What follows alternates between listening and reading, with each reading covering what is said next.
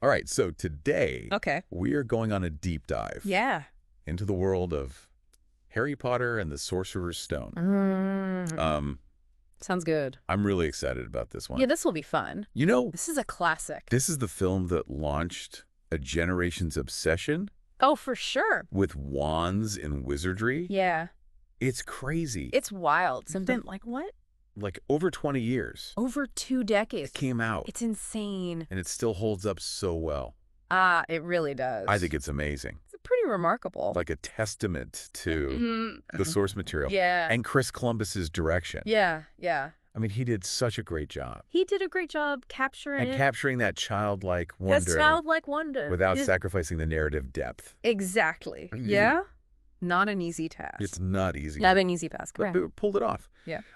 I want to start off, like we talked about the childlike wonder, Right. that contrast between Harry's life Yeah. with the Dursleys. Yes. And then the sudden The explosion. like magic that happens. It's just so well done. It's really well You're done. instantly invested in his journey. Absolutely. It's that classic, fish out of water Totally. trope. Classic. But it's just done so well. So well. Yeah, it's like we're right there with him. You're right there. When he gets that Hogwarts letter, I know. like delivered by a How iconic is that scene? cascade of owls. Yeah. Like, who doesn't want that to happen to them? Come on. I know. I still wait for my letter I'm still waiting for my letter every day. every day. But Yeah. that scene I mean, really sets the tone for the whole film. it really does. Yeah. Magic is real, It establishes that. and it's about to change everything. Yes. And speaking of visually striking, Yeah. Diagon Alley. Oh my gosh. I mean, come on. Yes. Talk about a feast for the eyes. A feast for the eyes. Oh, yeah. The bustling shops, the quirky characters, Just like the vibrancy of it all. You stepping into the pages of the book, Into the pages. but even more magical. Somehow, yeah. It's crazy. Yeah. Like they did such a good job. What I think is so remarkable is Yeah. how they blended practical effects with CGI Yeah. so well to create this believable Right. environment. Right. Like it's tangible. Right. You know what I mean? Almost like reach out and Yeah, touch it. Yeah. The goblins in Gringotts Oh, the goblins. are a great example of Yeah, that. that's right. Like Cut through all- animatronics Yeah. and the digital wizardry. It's fantastic. It's like Yeah. it grounds the magic in reality. It does. Yeah. Yeah. And the music. Oh, don't even get me started. John Williams. The music, mean- John Williams. Those first few notes of Hedwig's theme, Come on. you're instantly transported You're back really- to that world. You know, It's like an auditory invitation to Hogwarts. it's so true. It's so good. It's so good. I mean, And you know what's really cool is how he uses leitmotifs oh, yeah. to represent different characters and themes Yeah. throughout the film. Yeah. So, for instance, Okay. whenever Harry encounters something connected to Voldemort, Oh, right. the music It's darker. takes on this kind of darker, Yeah. more menacing tone, Yeah. which I think is genius. It is. It's like It's so... it adds layers It adds layers of depth and emotion to the storytelling. to the storytelling. All right, Right. let's be honest. Yeah. Okay. Yeah. The real magic happens Yeah. when they reach Hogwarts. Oh, of course. Right. First, That first glimpse of the castle across yeah. the lake, Across the lake. the grandeur of the Great Hall, the moving staircases. Come on. It's every child's. Every child. And let's be real. And every adult. Every adult's dream Yeah. come true. Yeah. I mean, who hasn't Yeah, exactly. wanted to go to Hogwarts Listen. and just experience all of that? I know. It's breathtaking. I mean, the production design, the production design is incredible. it's just incredible. It's just this grand Gothic structure. Right. It feels ancient Right. and full of secrets, Yeah. And but then there's this warmth yeah. and whimsy to it. Like, especially in the common rooms, Especially in the common rooms, yeah. like it makes you feel welcome Yeah, it makes you feel like and invited, okay. like you could just live there, Yes, you know? exactly. And the sorting ceremony. Oh, the sorting ceremony. Come on. Who hasn't Who hasn't what? wondered where they'd end up? Where they'd end up. Gryffindor. Hufflepuff. It's such a Just big question. like, where would you go? It's such a big question. I mean, and the Sorting Hat itself. The Sorting Hat is just more than just a whimsical element. right. You know, it's not just it introduces us to these core values right. that define each house. Yeah. I see it as like Yeah. this symbolic representation of the different paths that we can choose in life. Yeah, that makes sense. You know, the choices that we make that shape who we become. Right, exactly. And that's a theme that resonates throughout the entire series. It's so serious. Yeah. Yeah, you're absolutely right. Yeah. I mean, it's not just about the magic. Right. You know, it's about characters and their journey. And the cast. What makes the film oh my God. so compelling is Yeah. we see these young characters grappling with friendship, right, loyalty, yeah, bravery, self-discovery. Yeah, yeah. And it's all set against the all against this backdrop of magic and adventure. Magic and adventure. It's just brilliant. It's so well done. And you know, in the cast, speaking of characters, is spot on. The casting is spot on. Spot on. Daniel Radcliffe. Oh. Rupert Grint. Perfect. Emma Watson. Perfect. Are perfect as Harry, Ron, and Hermione. I can't imagine anyone else. I can't imagine those roles. Anyone else in those roles. No. They embody the spirit they do. of the characters so well. Yeah. And they bring this like a genuine innocence and earnestness to their roles. Yes. Yes. So good. And you know what? Yeah. The supporting cast is equally brilliant. Oh, yeah. I mean, Alan Rickman as Snape. Maggie Smith as McGonagall. Yes. Robbie Coltrane as Hagrid. Iconic. I mean, they all bring such depth and nuance to their performances. And even the smaller roles. Yes. Like Peeves the Poltergeist. Oh. Or Nearly Headless Nick. Nearly Headless Nick. Are just so memorable. So memorable. They add like texture. They do. They add and humor to the world. Texture and humor. It's which just, is, I love that. It's great. There's such a richness. To the world building that goes beyond just the main plot. Like, even in passing moments, you get a sense of this fully realized society with its own rules and traditions and history. You know, it's really well done. So well done. Yeah. But it's not all fun and games at Hogwarts, is it? Right. There's this sense of mystery. No, there's this... And danger lurking beneath the surface. Lurking beneath. Right from the beginning. Yes. I mean, remember the break-in at Gringotts? Oh, yeah, that's a great point. Like... Yeah, that's an excellent what sets the tone right away. Yeah, the film subtly introduces this kind of... Like, something else is going on here. Yeah, this darker, more ominous thread. Right. With the mystery surrounding the Sorcerer's Stone. Right. Yeah, and the shadowy figure that we see lurking in the shadows. Right. You know, it creates this sense of foreboding. Yeah. You know, hinting at this... Like, be careful. Greater threat to come. Yeah. Yeah. It's like a shadow creeping over the magical whimsy. You're right. It's like that constant tug of war between light and shadow. Yeah. You know? Yeah. Like, 1 minute... 1 minute you're laughing. You're laughing at Ron trying to transfigure a rat into a goblet. Right. And the next... You're on the edge of your seat. On the edge of your seat. Because Harry's encountering a hooded figure. Yes. Drinking unicorn blood. Drinking unicorn blood in the Forbidden Forest. In the Forbidden Forest. That scene... is crucial. Yeah. Not just because of the creepiness factor. Right. But because it introduces the concept of Horcruxes. Right. Even though the term isn't explicitly mentioned. Hold on. In this film. Horcruxes? Yeah. You're just showing off now. I know, right?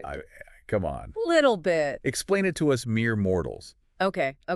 Like, what is a Horcrux in the Harry Potter universe? In the Harry Potter universe, a Horcrux is an object that's used to contain a fragment of a wizard's soul. Okay. Making them basically immortal. Ooh, wow. It's dark, powerful magic. Yeah. Voldemort uses to cheat death.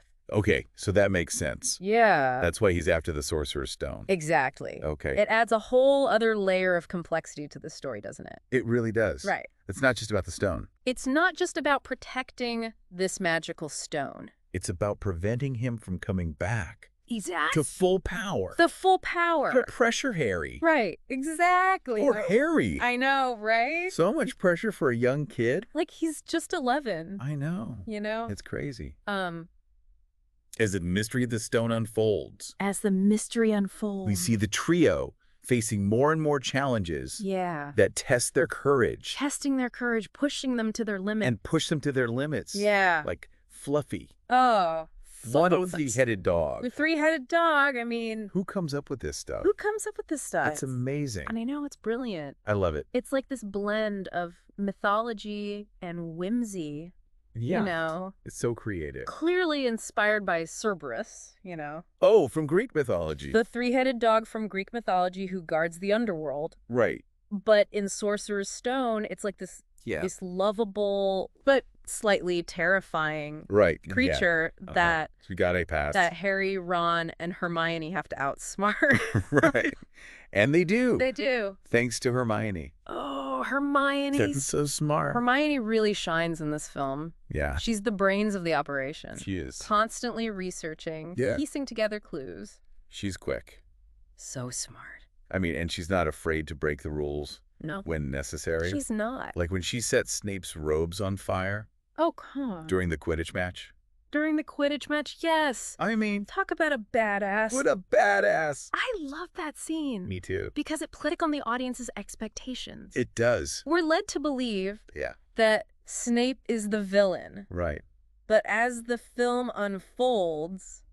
we realize things aren't always as they seem. Right. And it's that element of surprise. That's what I love. That keeps you guessing. Yeah. You never know who to trust. Exactly. You never know who to trust. Or what's going to happen next. Exactly. And the film does a fantastic job of building that suspense. Yes. Each challenge the trio faces. Each challenge raises the stakes. Raises the stakes. And it brings them closer and closer to that final confrontation with Voldemort. Right. Whether it's Devil's Snare or a life-size game of Wizard's Chess. Oh my gosh. You know? The Wizard's Chess. It's so good. It's so good. I love that part. I love that part. Can we talk about the visual effects? The visual effects are incredible. Yeah, like the way those pieces move. Those giant chess pieces move and attack. So impressive. It's impressive and terrifying. And a little terrifying. Yes, it's a testament to the film's visual effects team. Right. They seamlessly blend those practical effects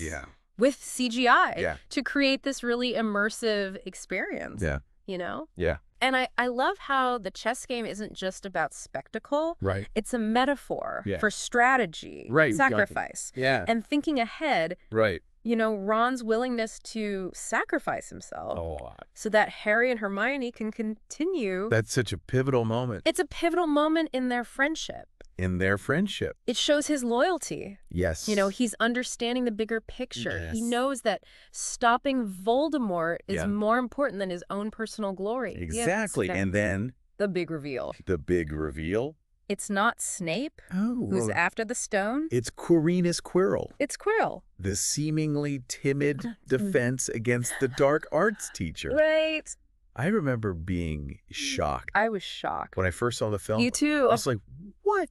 I did not see that coming. No. It's such a great twist. It's a brilliantly executed twist. It is. Throughout the film. Yeah. Quirrell is portrayed as this, like, nervous, bumbling... yeah, like he's harmless. Kind of harmless, yeah. Like he's not a threat at all. Not a threat, yeah. And then, bam! And then... Voldemort's face on the back of his head. Voldemort's face. So creepy. On the back of Quirrell's head. I know. And it's all kinds of creepy. And the way it's revealed, you know...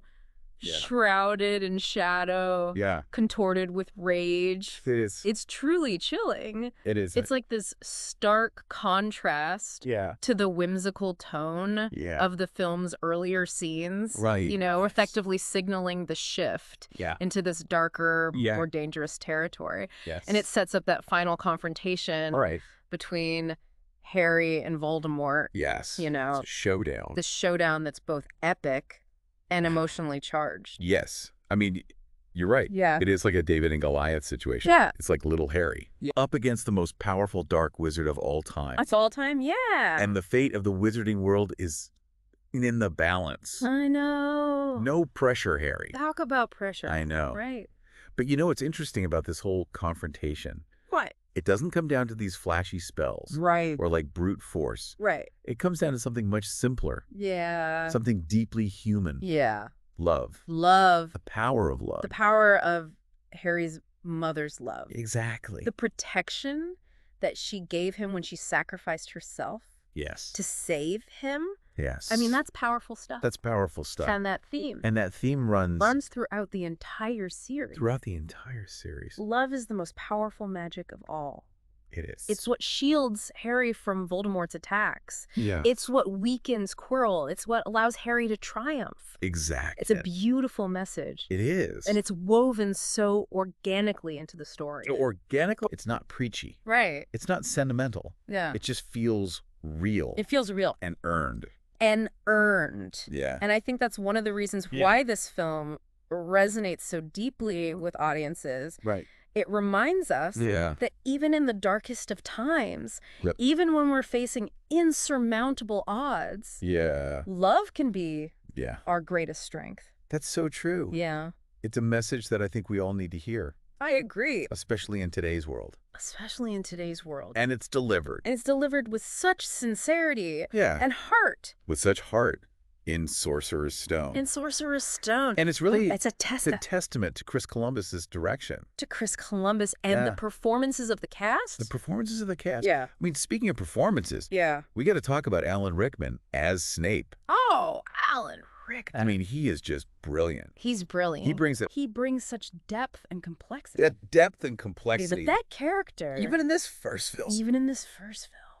It's amazing. It's amazing. And he does it with, like... He manages to convey so much. Just a look. With just a look. Or a subtle inflection. Of his voice. You're never quite sure what his intentions are. They're never quite sure. Which makes him so fascinating. What Snape's true intentions are. To watch. And it makes him so fascinating. He's definitely one of my favorites. He's one of my favorites, too. And let's not forget, some of the lighter moments in the film. Oh, yeah? Like when Harry gets his first broomstick. Oh, come on. And he takes off flying. Yeah, that's a great scene. The absurdity of the Weasley twins pranks. The Weasley twins. Hagrid's good. lovable clumsiness. Oh, Hagrid. So lovable. They all add... They add so much charm and humor. To the story. Yeah. It's that balance.